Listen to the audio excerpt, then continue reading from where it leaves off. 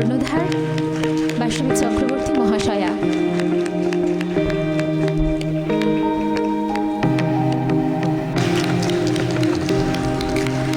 আমাদের পুরনো বন্ধু আমাদের সাথে আছেন, পাশে আছেন, ধন্যবাদ জানাই আমাদের সাথে উপস্থিত হওয়ার জন্য।